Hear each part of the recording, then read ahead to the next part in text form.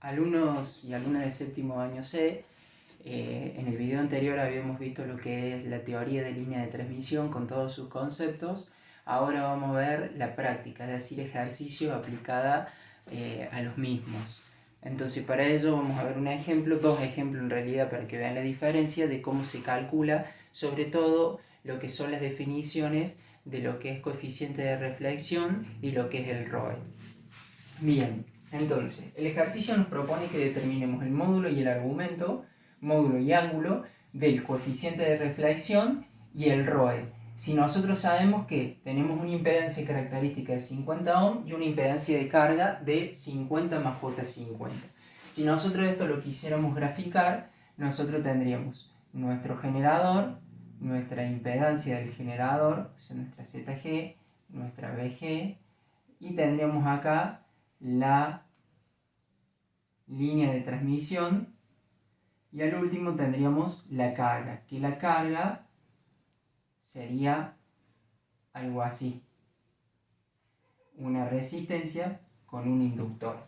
Entonces, ¿por qué tendríamos una resistencia con un inductor? Esto vendría a ser mi ZL. ¿Por qué? Porque fíjense, si repasamos los conceptos de electrotecnia, tenemos parte real, que es la resistencia de 50 ohm, y la reactancia inductiva, que era positiva, era un inductor.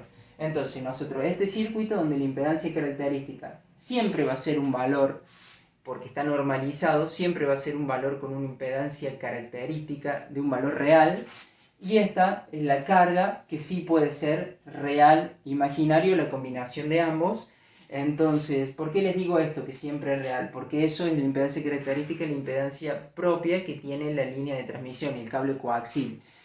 Si bien nosotros en el concepto teórico vemos que si tiene pérdidas, implica una parte imaginaria, en este caso siempre el ejercicio va a ser real, la impedancia característica. Lo que sí puede variar, esta es impedancia de carga.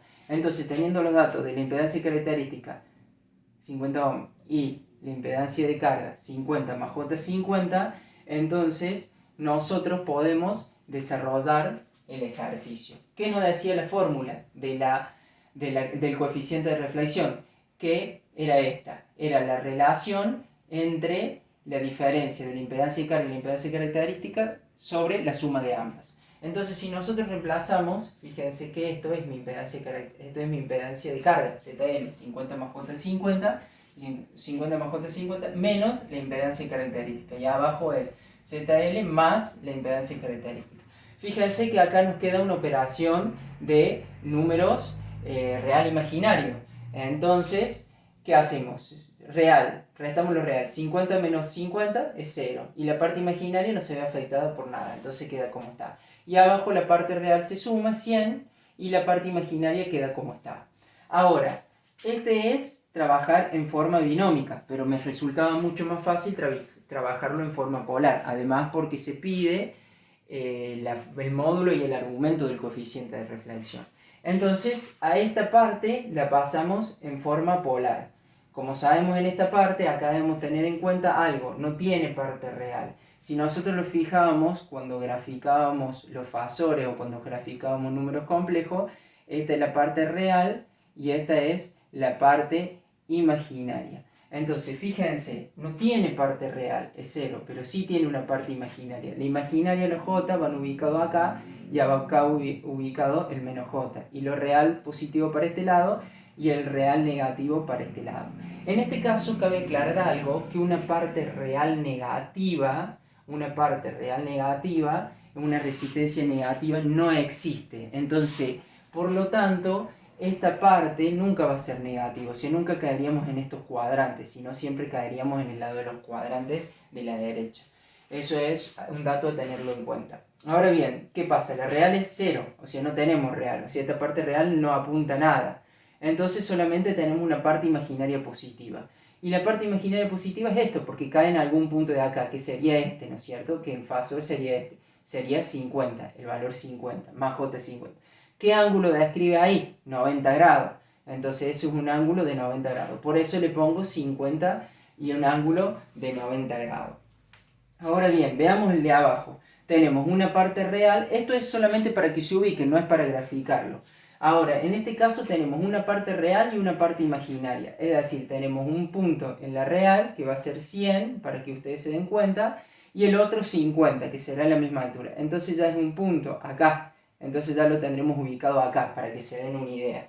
Entonces recuerden que los números complejos es un vector hacia allá, va a ser ese segundo vector, para que lo vean nada más. Entonces nosotros tenemos que sacar el módulo y el argumento. ¿Cómo sacábamos el módulo? O sea, ¿cómo sacábamos ese valor del medio del módulo? Era la raíz cuadrada de, en este caso, 100 al cuadrado, parte real al cuadrado, más la parte imaginaria al cuadrado, más 50 al cuadrado. Entonces con eso teníamos lo que es el módulo del coeficiente de reflexión.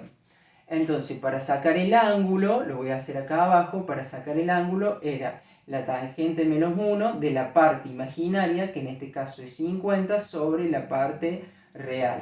Fíjense que en este caso es positivo, si el resultado va a ser positivo y me da 26,5 grados. Entonces, bajo esos dos conceptos, nosotros podemos calcular módulo y argumento de esta parte, de este número complejo. Y nos quedó la operación bajo números complejos. Esos números complejos que teníamos que hacer cuando teníamos números en forma polar. ¿Qué teníamos que hacer? Dividir los módulos, repaso de cuarto año, dividíamos los módulos, 50 dividido 111,8, eso me da 0,447. O sea, 50 dividido 0,447 me da lo famoso, dividido 111,8 me da los 0,447. Y ahora para sacar el ángulo era la resta. 90 grados menos, porque es una división, menos 26,5 grados. Entonces eso va a ser el resultado de lo que me da el ángulo que está descrito ahí.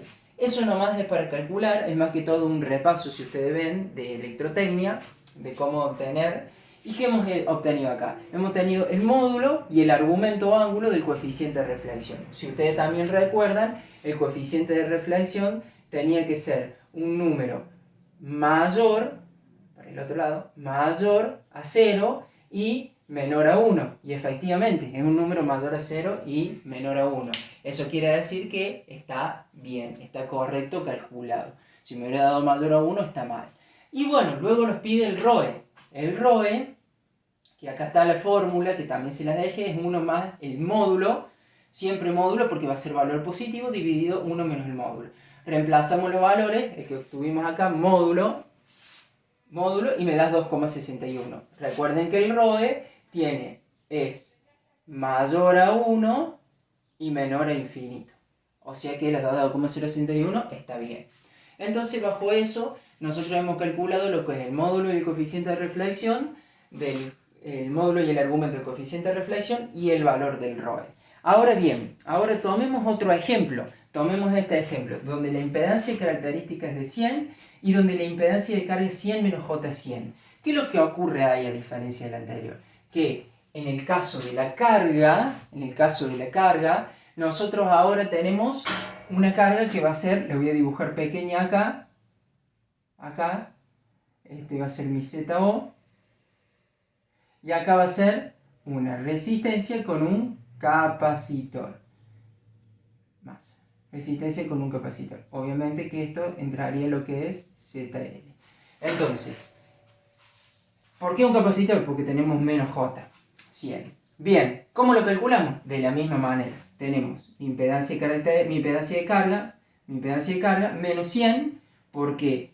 Porque la impedancia característica es 100 y acá es más 100. Obviamente seguimos la fórmula. 100 menos 100 es 0. Menos J100.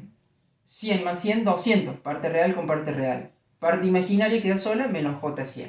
Bien, ¿qué es lo que ocurre acá? Y acá me voy a detener, que ahí es donde está la cuestión de la diferencia del ejercicio anterior. Que acá tenemos menos J100, no tenemos parte real. Volvemos a graficar lo que habíamos dicho, real, y esto era J imaginario. Entonces, ¿dónde estaríamos ubicados en este caso? Porque si nosotros lo queremos calcular con la misma calculadora y hacemos parte imaginaria sobre parte real, acá nos va a dar infinito. Entonces sí o sí tenemos que saber este concepto para saber qué ángulo es. Entonces, ¿qué hacemos?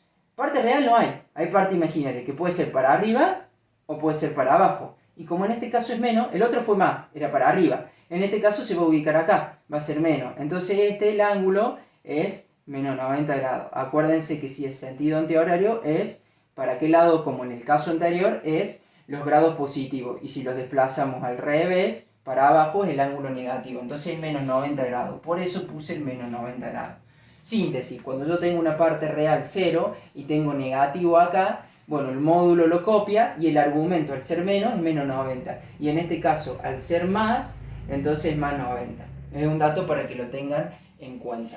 Ahora, ¿qué me quedó en este caso? La parte de este número complejo, parte real y parte imaginaria. O sea que acá yo voy a estar ubicado parte real y voy a estar ubicado acá abajo. O sea, va a ser un puntito acá abajo.